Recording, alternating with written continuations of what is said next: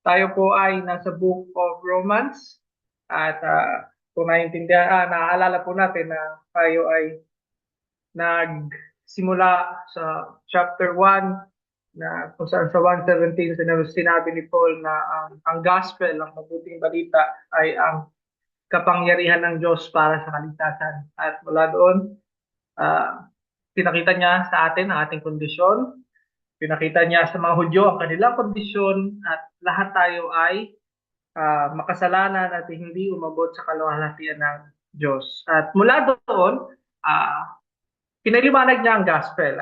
Nilatag niya ng ang ating pag-asa at ang gospel. Isa-isa niya sa lahat. At sa ating sa Romans 11, sa last nating Bible study, sa Romans 11, 1 to 10, nandun siya sa punto na kung hindi na iligtas ang Israel, so ito, sa Romans 11, verse 1, I ask them, tinatanong ko, has God rejected His people? Dahil nga hindi naniwala sa gospel ang madaming mga Israelita o bilang buong bansa, hindi sila naniwala sa gospel ni Jesus Christ. Ang tanong ni Paul is, I ask them, has God rejected His people?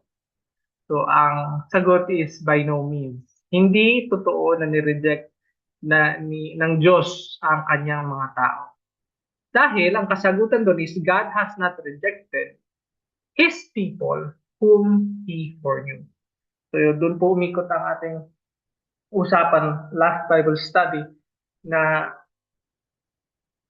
ang buong Israel is hindi ang tunay na Israel. Merong remnant ang Diyos kung saan sila ang kanyang mga pinili. So pinili niya sila noon pa mang bago likhain ang mundo. So yun yung foreknew. So na-discuss natin the other week na yung foreknowledge is nakadepende sa knowing or sa pagkakilala or sa relationship na dinesisyonan ng Diyos Ama, hindi pa man nilikha yung kanyang mga dinesisyonan na tatanggapin sa isang relationship. So, yun yung tinatawag nating predestination, yun din tinatawag nating election, yun din yung tinatawag natin na kaakibat ng foreknowledge. So, yung God's decree, yung pagpili ng Diyos kung sino ang kanyang mga ililigtas. So, ngayon naman po, sa ating next na parte sa Romans 11 to 24, ganun din po yung ibang anggulo naman ng ang i-address ni Paul tungkol sa rejection ng mga Israelita. So, maalala po natin sa ministeryo po ni Paul, ang lagi niyang ginagawa is pinupuntahan niya muna yung synagogue at nakikipagpaliwanagan siya. Hindi naman debate, nakikipagpaliwanagan siya, pinipresent yung gospel sa mga Israelita. So may mga naniniwala, meron din po mga hindi naniniwala. So karamihan po is hindi naniniwala. Dahil hindi nila matanggap na itong si Jesus ay ang kanilang Mesaya. Dahil hindi po nila mabitawan ang kanilang mga ritual, ang mga bagay na pagsunod nila sa batas o paggawa nila ng mabuti na hindi nila kayang talikuran dahil yun yung inaasahan nila na bala nila na ipapakita sa Diyos para tanggapin sa langit. So yun po yung yung kanilang pag-asa. Yun yung kanilang pag-asa. So sa Romans 11 to 24, ang tanong naman ni Paul is sa verse 11 is, So I asked, did they stumble in order that they might fall? Yan po yung main question na ating pag-aaralan yan. So hindi ba naniwala ang Israel? Hindi ba tinanggap ng Israel ang gospel? At nawala ba sila sa kaligtasan ng Diyos para sila ay mawala as a nation? So ang sagot, in short, is by no means. So before po tayo magpatuloy, Gusto ko lang po na i-share yung isang analogy na kung naaalala niyo po sa Genesis 3 is na nagkasala si Adan at saka si Eva. So maliwanag naman po siguro sa atin yun na yun yung simula ng ng kamatayan nating lahat spiritually. At tayo din po ay mamamatay physically dahil sa pagpasok ng kasalanan sa mundo sa ginawa ni Adan at ni Eva. Pero kung ating po mapapansin sa buong scripture, hindi po ini-encourage na sisihin natin si Adan at si Eva sa ating kalalagayan. So, kung sumagi po yung sa isip nyo, supposed to be, pwede natin sisihin si Adan at si Eva na ang hina naman nila, bakit kaya ganito kagulo ang buhay ngayon is dahil sa ginawa nila. Diba? Minsan, siguro nung college, meron kayong project, tapos meron isang pabigat. So, bumagsak kayong lahat dahil may hindi gumawa ng trabaho or sa trabaho mismo na merong isang weakest link kaya nagkadaletse-letse yung buong project o yung buong department nyo dahil sa isang tao lang. So, di ba pwede nating gawin yun kay Adan at kay Eva? So, hindi po ini-encourage ng Bible na sisihin natin si Adan at saka si Eva. Dahil si Adan at si Eva is yung pinaka-best version nating lahat. Kung sila yung pinakauna, sila yung ating nanay at tatay. At sila yung pinaka-best sa atin. So kung tayo ang nalagay sa sitwasyon ni Adan at Eva, tayo din ay magpo-fall. Tayo din ay matutempt. Tayo din ay magkakasala. Ang patunay niyan is lahat tayo ay makasalanan. Na hindi tayo iwalay sa kanila. So sila ay nagkasala dahil kung tayo man ang nandoon sa kalagayan nila is tayo rin ay magpo-fall. So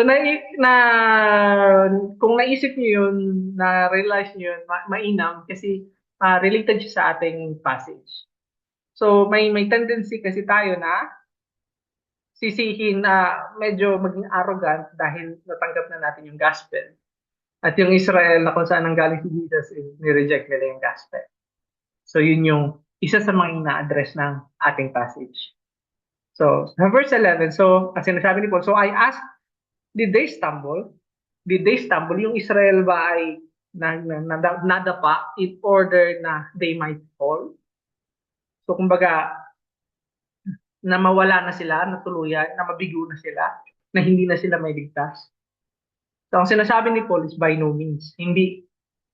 Rather, bagamat, through the trespass, salvation has come to the Gentiles, so as to make Israel jealous. So yun po yung sinasabi ni Paul na ang purpose ng Diyos kung bakit sa hindi paniniwala ng Israel is para yung magandang balita ay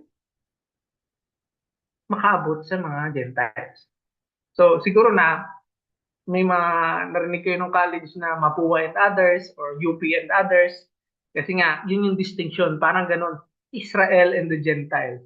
So pag hindi ka Israel, Gentile ka. So ang boast ng Israel sila ay mga anak ni Abraham at sila ay mga anak ng Diyos. Yun yung kanilang boast.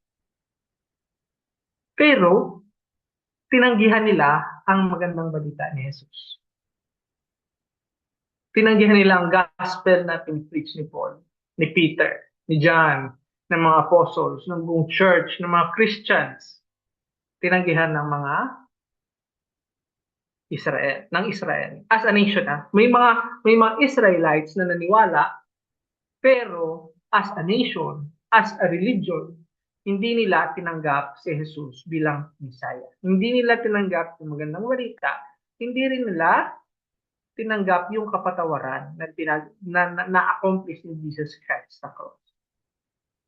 So dito sa passage natin, sa verse 12, is si Paul is nag-argue from lesser to greater. So ang sinasabi ni Paul now, if their trespass means riches for the world, so dahil hindi nga niwala ang mga Israelita sa magandang balita, Ang naging resulta nito ay umabot ang gospel sa buong mundo. And if their failures means riches for the Gentiles, kung na-bless ang mga Gentiles dahil hindi naniwala ang mga Israelita,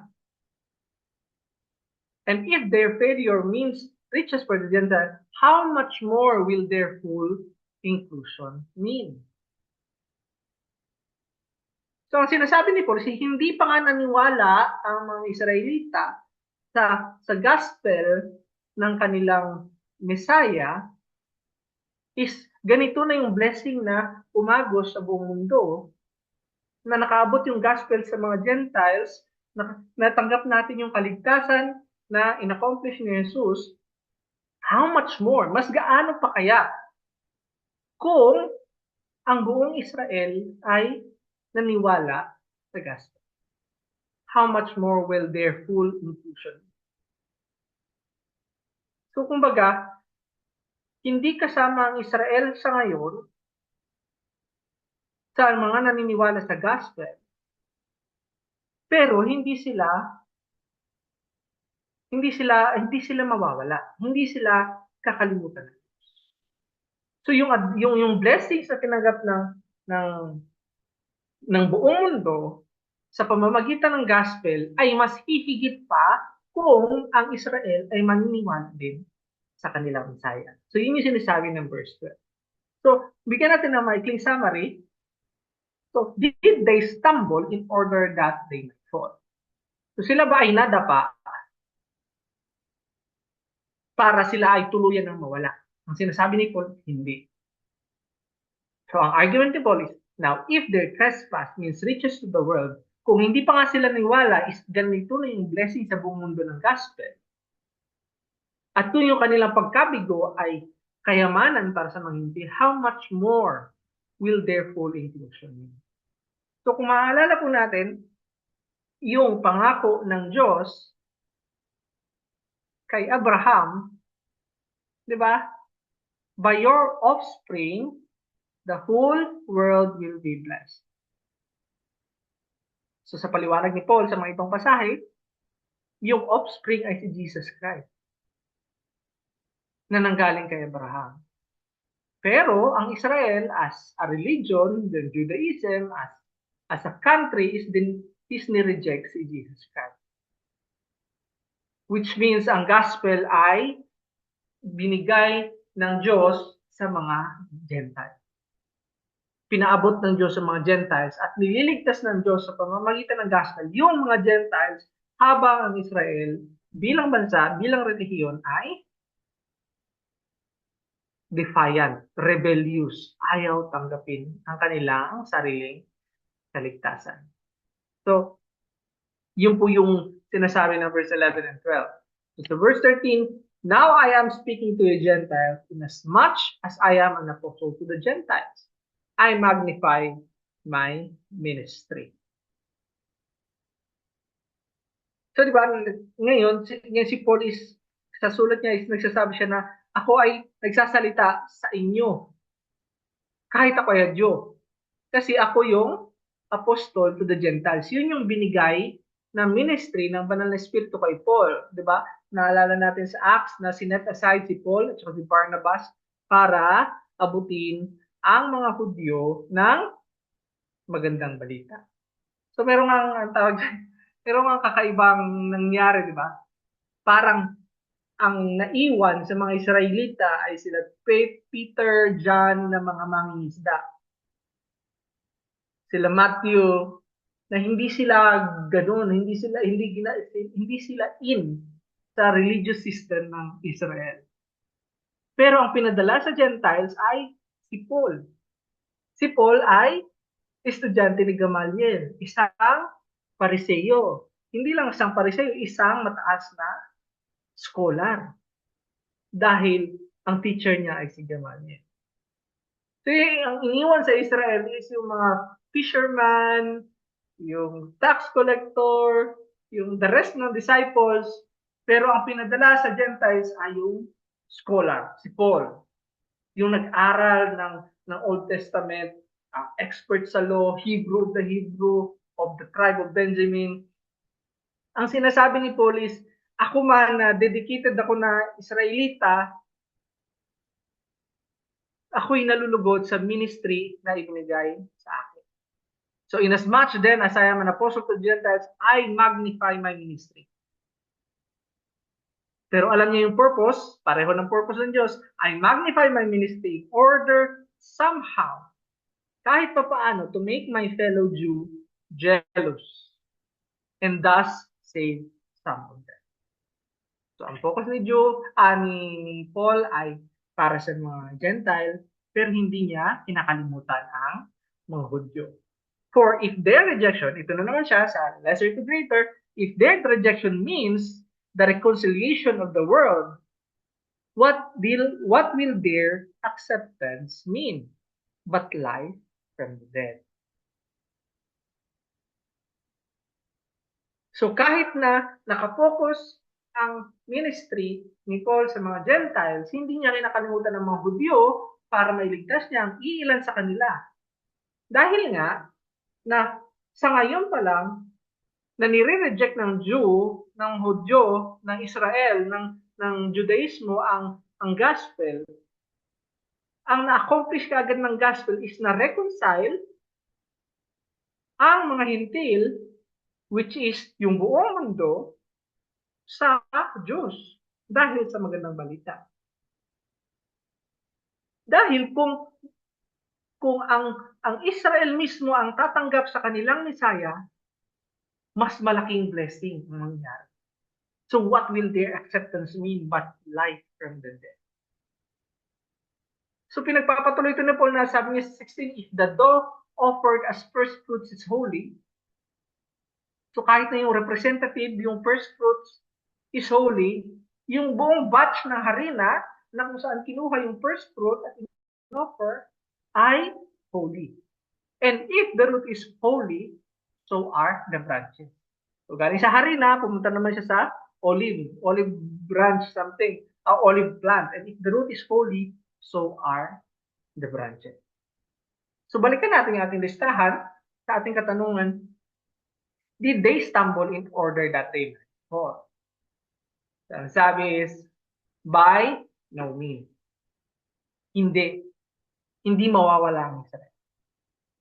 So nabasa natin sa una, now if their trespass means riches for the world, and if their failure means riches to the Gentiles, how much more will their full inclusion mean? For if their rejection, ito yung nanggaling sa ating verse before, for if their rejection, yung kanilang pag-reject ng gospel, means the reconciliation of the world, what will their acceptance mean? But life from the dead. So ganun po, kaganda. May plano po ang Diyos para sa bansang Israel.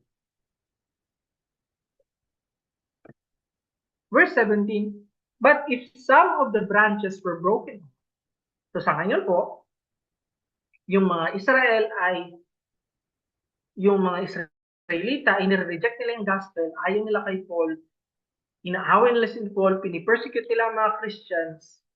So, but if some of the branches were broken off, so tinanggal ng Diyos sa kanyang olive plant yung mga Israelita. But if some of the branches were broken off, and you, mga hintil, although a wild olive shoot, ligaw na oliba, ligaw na olive tree, were grafted, idinikit among the others and now share in the nourishing root of the olive tree. So yun po yung nangyari, no? Dahil sa unbelief, tinanggal ang Israel at dinikit ang mga Gentile. At tayo po ngayon ay may koneksyon, may relasyon sa ating Diyos. Tayo ay kabilang sa olive tree ng Diyos. Ang verse 18 sinasabi, do not be arrogant towards the branch. Hindi po natin kailangan maging arrogante sa mga Israelita. Hindi po natin kailangan magalit at magmayabang na hindi sila kasama sa kaligtasan ng Diyos sa panahong ito. Yun po yung sinasabi nito. Dahil po tayo ay wild olive, sila yung true olive, na sila dapat yung nakadikit, pero tinanggal sila, pinutol sila ng Diyos sa kasalukuyan at yung wild olive shoot, yung dinra. Tayong mga Gentile ang idinikit sa puno ng olive ng Diyos. So do not be arrogant toward the branches. If you are, kung tayo man po ay arrogante, remember, it is not you who support the root, but the root that supports you. Kung tayo man po ay nafe-feel natin na, wala na sila, mga Israelitang yan, pinatay nila si Jesus, pinersecute nila yung mga ganyan, so dami nang sabi, ganyan. Pinapaalalahanan ni Paul na hindi tayo ang bumubuhay sa ating sarili.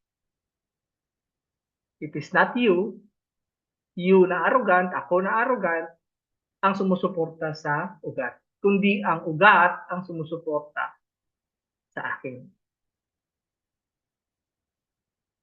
So kung iisipin po natin, hindi po mahirap na magalit ang isang hintil sa isang Hudyo. May angas po ang mga Hudyo. Dahil sila nga talaga ang anak ni Abraham. Sila ang bayan ng Diyos. Sila yung niligtas galing sa Egypt. Sila yung pinerform ng Diyos ng madaming milagro para lang mailigtas sila at binuo sila ng Diyos bilang isang bansa. At dahil doon, sa kanila din binigay ang Old Testament. Sa kanila binigay ang lahat ng law, ang law ng Diyos. Ang statutes ng Diyos sa kanila binigay. At dahil sa kanilang antas or sa kanilang station, sa kanilang tayo sa pagkakakilala ng buong mundo, medyo arrogante din talaga sila. 'Di ba? Parang hindi nila tinatanggap, kumbaga pag lumalakad sila galing sa teritoryo ng mga hintil papunta sa teritoryo ng mga Hudyo, itong mga Israelita nito is papagpagan nila yung kanilang mga paa. Kasi ayaw nilang magdala ng alikabok galing sa lugar ng mga hintil papunta sa kanilang lugar. So ganun po yung trato nila saan. So plus nung in-execute si Jesus Christ, kinrucify si Jesus Christ, ang mga Christians ay persecuted. Ang church sa Jerusalem is madami ang pinakulong. Madami ang pinarusahan. At alam na alam nito ni Paul dahil si Paul mismo ang nagdala sa marami sa mga early churches sa kaparusahan. So pero ang sinasabi ni Paul, ngayon na ang gospel ay umabot na sa mga Gentile, do not be arrogant towards the branches. Tandaan natin na hindi tayo ang sumusuporta sa ugat. But the root, yung ugat, yung sumusuporta sa atin. So yun yung relationship natin kay Jesus Christ. Tayo ay sinusuportahan, tayo ay nakadepende kay Jesus. Yung kaligtasan natin ay nakadepende kay Jesus. Tayo ay nakasandal kay Jesus sa kanyang magandang balita, sa kanyang ginawa sa cross. Sa trabaho ng Banal na Espiritu para ipaunawa sa atin ang gospel. So hindi natin kailangan maging arrogante dahil tayo ay sinusuportahan ng ugat. Pero kung arrogante ka talaga, or kung arrogante talaga ako, then you will say, I will say. Yung mga sanga na yan ay tinanggal para ako ang ikabit. Then you will say, branches were broken off so that I might be grafted in. So arrogante, no? yung mga Israelita na yan, sila yung tinanggal para ako yung ikabit. Di ba? Ako yung importante. May nakita sa akin ng Diyos na importante. So sinasabi ni Paul, hindi. The branches were broken off so that I might be grafted in. So itong pinupush lang ni Paul yung arrogance. Ito ay rhetorical na ploy o rhetorical na na pananalita na ini-illustrate ni Paul kung paano mag-act of arrogance. So, i-summarize muna natin. So, but if some of the branches were broken off and you were grafted in, do not be arrogant toward the branches. Okay? Remember, it is not you who support the root, but the root that supports you. So, simpleng analogy lang na ang dahon or ang sanga ay kumakain galing sa ugat. Ang sanga ay nakatayo, nakakabit sa puno, pero sinusuportahan siya ng ugat. Hindi ang sanga ang pundasyon ng mga bagay. So, sagot ni Paul sa tanong na, sinabi ng arrogante na the branches were broken off so that I might be grafted in. Yung mga sanga na yan ay tinanggal para ako ay maidikit. Ang sabi ni Paul, that is true. Totoo yun. Totoo yun. Na tinanggal sila para ikaw ay maikabit. They were broken off because of their unbelief. Tinanggal sila dahil hindi sila naniwala sa magandang balita. Hindi nila tinanggap ang gospel. Ayaw nilang yumuko kay Jesus Christ bilang kanilang Panginoon at tagapagligtas. But you, ikaw, ako, stand fast through faith. Stand fast through faith. Ikinabit ka, tinanggal sila para ikabit ka, ngayon nakakabit ka na, stand fast. Siguraduhin mo. Manatili ka sa iyong pananampalataya. Tinanggal sila dahil hindi sila naniwala. At ikaw na nakakabit ngayon, kailangan mo panghawakan ng husto ang iyong pananampalataya. You stand fast through faith. So, do not become proud. Hindi mo kailangang maging mayabang. Ngunit, dapat ikaw ay may takot. Bakit? For if God did not spare the natural branches, kung naatim ng Diyos, natanggalin yung mga natural na sanga, neither will He spare you. Hindi ka din niya papagbigyan.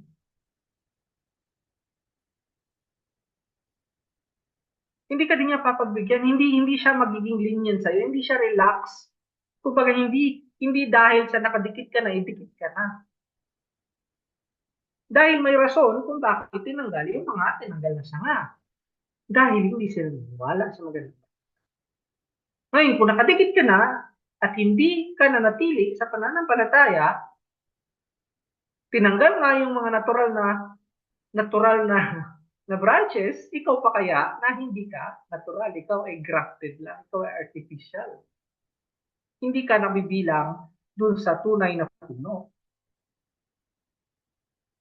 Note then, the kindness and severity of God. So, kailangan nating tandaan yung kabaitan at yung kabagsikan ng Diyos. Severity towards those who have fallen, but God's kindness to you, provided you continue in His kindness. Otherwise, you too will be cut. So, ikaw man ay maaaring tanggalin kung hindi ka mananatili sa pananampalataya. Kasi ang natural na sanga ay tinanggal dahil hindi nila tinanggap ang magandang balita. Ikaw ngayon na tumanggap sa magandang balita, naniwala sa magandang balita, nanampalataya kay Jesus, kailangan nating manatili sa pananampalataya. Dahil nga hindi nga pinatawad ng Diyos yung mga nakakabit na, tinanggal pa. Ikaw na galing sa ligaw na oliba, kinabit ka doon sa tunay na puno, kung hindi ka mananatili sa pananampalataya. Otherwise, you too will be cut off. So hindi po ibig sabihin ito na nawawala kaligtasan. Ang sinasabi po dito is kung may iba kang motibo na pumasok sa simbahan, sinabi mo na nanampalataya ka kay Jesus, pero hindi si Jesus ang iyong pakay. Kung hindi ka talaga, hindi mo talaga pinanghahawakan ng pangako ni Jesus. Kung meron kang ibang motibo para pumasok sa church, nabola mo si pastor, napaniwala mo yung mga miyembro na Christian ka, pero nung nakuha mo na yung gusto mo o may ayaw ka, ay dinaliwala mo na ang magandang balita ni Jesus. Ikaw din ay tatanggalin. Katulad ng mga Hudyo na nireject ang gospel. Tinanggihan ang gospel. Hindi tinanggap ang offer ng Diyos na kapatawaran ng kasalanan kay Jesus. So, but if some of the branches were broken off and you were grafted in, ano dapat yung attitude? Do not be arrogant. Dahil tayo ay Christian, dahil tayo nasa church, dahil mas higit na tayo ngayon sa mga Israelita na hindi naniniwala, hindi natin kailangan maging arrogant towards the branches. So, kailangan natin tandaan na it is not you who support the root. Tayo ay nakasandal sa ugat. Umaasa tayo sa ugat para sa ating pundasyon. So, ang sumusuporta sa sanga ay ang ugat. Hindi ang sanga ang sumusuporta sa ugat. They were broken off because of their unbelief. Ang Israel ay tinanggal sa plano ng kaligtasan o sa sa analogy ni Paul sa olive tree dahil sa kanilang unbelief. At ikaw na nakadikit, kahit na ikaw ay hintil, kailangan nating manatili sa pananampalataya. But you stand fast. Panghawakan mo ang iyong pananampalataya. So ang attitude din po is, so do not become proud. So sa taas, do not be arrogant. Sa baba, so do not become proud, but fear. Verse 23. And even they, if they do not continue in their unbelief, will be grafted in. For God has the power to graft them in again. So nandito po makikita natin na may plano ang Diyos para sa Israel. Sa mga previous na Bible study natin, nasabi natin na hindi nabibigo ang Diyos sa kanyang kaligtasan. Hindi nagbabago ang plano ng Diyos. Hindi nagre-react ang Diyos. Yung kanyang pagliligtas, yung kanyang salvation is nakabase sa kanyang kapangyarihan na kaya niyang iligtas lahat ng itinakda niyang ililigtas. So para sa bansang Israel, meron siyang tinatawag na remnant. Naaalala niyo yung example natin ng last Bible study na si Elijah, ang sabi niya, ako na lang po natitira. Sabi ng Diyos, hindi. Meron akong tinabi para sa akin na 7,000 hindi yumuko kay Baal. So ang pagliligtas ng Diyos is ayon sa napakalaking kapangyarihan ng Diyos para maligtas. Hindi dahil sa naniniwala. So mahirap po siyang intindihin dahil akala natin na yung especially yung concept ng free will na ang tao mismo ang magde-decide kung ano yung kanyang pipiliin. So, hindi naman po ako disagree na may choice ang tao. Ang sa akin lang po is hindi siya ultimately. Sabihin lang natin may range of choices ang mga tao. Hindi siya free na hindi siya enslaved ng kanyang kasalanan. Hindi siya free in a sense na kaya niyang piliin ang Diyos dahil lang sa kanyang sariling kakayanan. Di ba ang sinasabi ng Diyos na ang banal na espiritu ang nagbibigay, nagki-quicken ng puso ng isang tao gamit ang gospel. So ang sinasabi ng Diyos na darating ang panahon if sila mga Israelite, if they do not continue in their unbelief. Kada isang Hudyo, pag tumigil na siya sa pagiging rebelde at tinanggap niya na ang magandang balita, siya ay igagraft in. For God has the power to graft them in again. So kung naalala niyo yung unang tanong, did they stumble that they might fall? Ang sabi, by no means. Dahil pag sila ay hindi na nagpatuloy sa kanilang rebellion o unbelief, they will be grafted in. For God has the power to graft them in.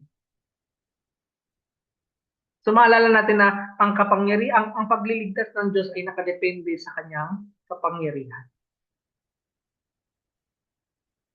Nung tayo po ay nagsistruggle pa na tanggapin ang gospel,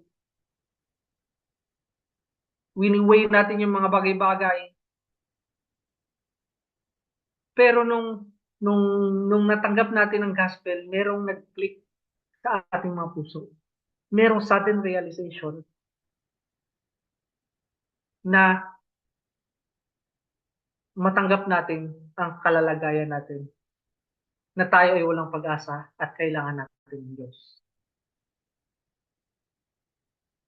So ang sinasabi ni Paul dito is, hindi natin kailangan maging arrogant sa mga Israelita. Dahil darating ang panahon is ikiquicken din sila ng Diyos banal na Espiritu gamit ang gospel. So kung iisipin nyo yung kapangyarihan ng Diyos na nag-graft sa atin sa kanyang olive tree, yun din yung kapangyarihan na gagamitin niya para i-graft in yung mga Israelita.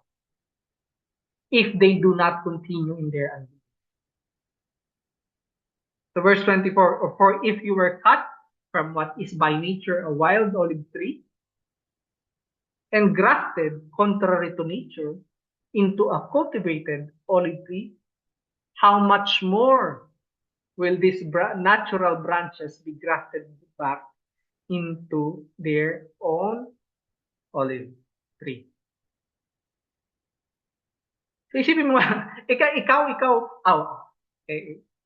ako na makasalanan, tinanggal ako ng Diyos sa kasalanan at nilagay niya ako sa kanyang kaharian. Ako na tinanggal niya sa wild na olive tree at ginraft niya sa cultivated olive tree, nagawa niya yun. Naidikit niya ako sa kanyang puno. How much more will these natural branches be grafted back into their own olive tree? Di ba po, minsan pagka yung sa mga malalang operasyon, di ba, transplant ng kidney, papainumin ka ng gamot para tanggapin ng katawan yung kidney na nilagay sa'yo. Kasi itatrato ng katawan mo na foreign body yung kidney na yon. Sa heart transplant, ganun din. Pag nagka-heart transplant, kailangan tanggapin ng katawan yung puso. Kung hindi, mamamatay. Di ba? Sa implant po, sa ngipin, di ba? Lulukohin ng metal yung ating panga na tanggapin bilang tunay ng ngipin, yung implant.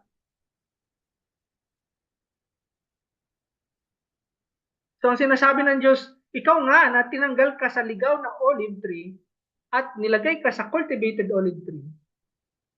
How much more?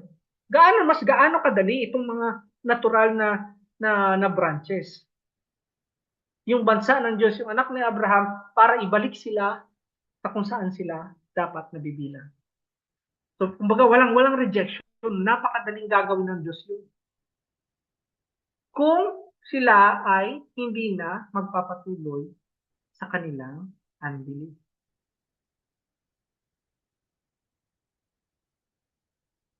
So, sa ating maikling summary na, but if some of the branches were broken off, you were grafted in, ang attitude is do not be arrogant toward the branches. Remember, it is not you who support the root, but the root that supports you.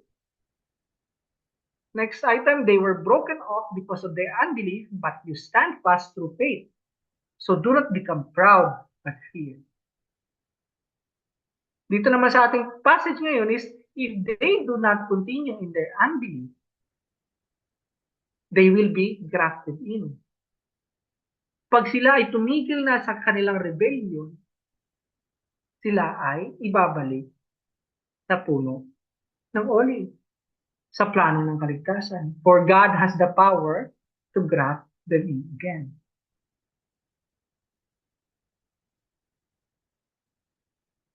So balik po tayo sa ating isa pang summary.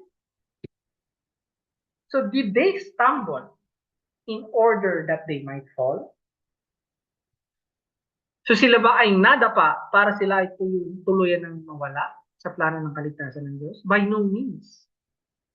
So sa naunang pasahe, now if their trespasses means riches for the world, and if their failure means riches for the Gentiles, how much more will their full inclusion mean?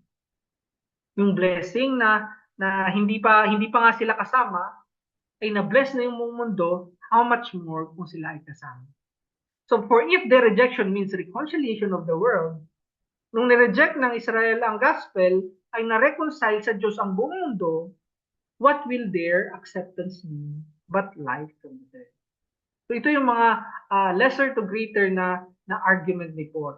So if you were cut from what is by nature a wild olive tree and grafted, contrary to nature, so tayo ay mga Gentile na supposed to be hindi kasama sa bansang Israel. Pero dahil sa gospel, sa ginawa ni Jesus Christ sa cross, tayo ay naidikit sa kaligtasan ng Diyos. Contrary man sa nature na gawa ng Diyos into a cultivated olive tree, how much more? Mas gaano pa kaya itong mga natural na sanga na maigraft pabalik sa kanilang sariling olive tree. So hindi po ba napaka-amazing na ang gospel po ay nai-reject man siya ng Israel, pero ang gospel pa din ang magliligtas sa Israel na tinakda ng Diyos na iligtas. So, sa atin po mga hintil, parang mawawala na sa atin yung pride na tayo na, hindi na ang Israel. So yun po yung isa sa pinaka-message ni Paul na sa ngayon ay pinatigas ang puso ng mga Israelita ng bansang Israel, pero hindi sila inalis sa plano ng kaligtasan. At ang nagligtas sa atin ng magandang balita ay magliligtas din sa kanila sa panahon na gugustuhin ng Diyos na sila ay iligtas. So, alalahanin lang po natin na ang gospel po is yun yung magandang balita na para sa atin. Pero yun din po ang magandang balita na para sa Israel. So para lang ma-connect natin ng maayos sa gospel, yung reasoning ni Paul is nagre-reason out siya na itong gospel na ito is yung kaligtasan na para sa Gentiles habang ngayon na rebelde pa ang Israel. Pero ang gospel na ito is yun din yung magliligtas sa bansang Israel. So gusto ko lang bumalik tayo sa verse 18 na do not be arrogant toward the branches. If you are, remember, it is not you who support the root, but the root that supports you. So kung ako feeling great na ako na Kristiyano, hindi dapat. Hindi ko dapat gawin yun. So hindi lang po ito applicable sa mga tao sa Israel. Although si Paul, ang point niya dito is na hindi magkaroon ng gap yung Gentiles at saka yung Israelites dahil meron talagang gap, merong hostility, merong away. Si Paul saksi doon. Si Paul is before siya naging Christian, siya ay nagpe-persecute sa mga Christians. So alam niya kung paano niya parusahan yung mga Kristiyano nung hindi pa siya Kristiyano At alam niya kung gaano kalupit yung mga Israelita sa kanya nung siya ay Christian. Pero sa ating pong setting, kung hindi man sa mga Israelita, is sa mga kasama natin na hindi pa Kristiyano, sa mga kasama nating nagre-reject ng gospel, sa mga kasama nating hindi tayo tinatratong maayos dahil sa ating paniniwala. Although blessed tayo na tayo iligtas, hindi natin kailangan maging arrogant towards sa kanila. Dahil tayo po ay nakasandal sa ugat ng ating pananampalataya si Jesus. So yung attitude po na do not be arrogant towards the branches is relatable po natin. Do not be arrogant towards those who are unsaved. Towards those na hindi pa nakakakilala. Towards those na indifferent sa gospel. Or towards those na hostile, galit sa gospel. Hindi natin kailangan maging arrogant. Kailangan nating tandaan na tayo ay nakasandal sa Diyos para sa ating kaligtasan. Hindi tayo ang nagliligtas, hindi tayo special kind. Hindi merong something sa atin na kailangan ng Diyos. Tayo ay tumanggap sa grasya ng Diyos. Tinanggap natin ang kaligtasan dahil sa pagliligtas mismo ni Jesus.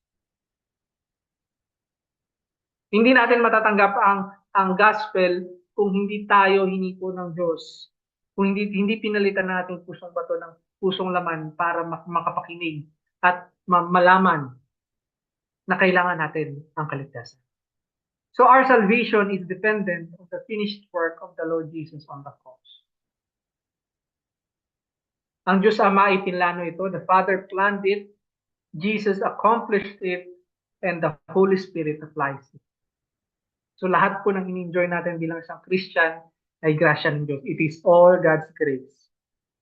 For believing Israel and believers outside Israel.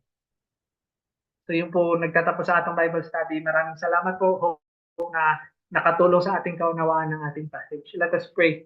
Father God, maraming salamat Lord na kayo po ang nagligtas sa amin, sa aming katikasan ng puso, sa aming pagiging makasalanan. Salamat na tinanggal niyo po ang aming pagkabulag.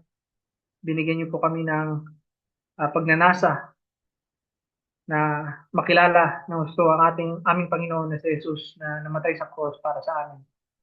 Kayo po ang kumawak sa amin para kami po ay magpatuloy sa aming pananampalataya at pagpapalagan ng magandang balita. So, aming dalangin sa matay sa pangalan ni Jesus. Amen.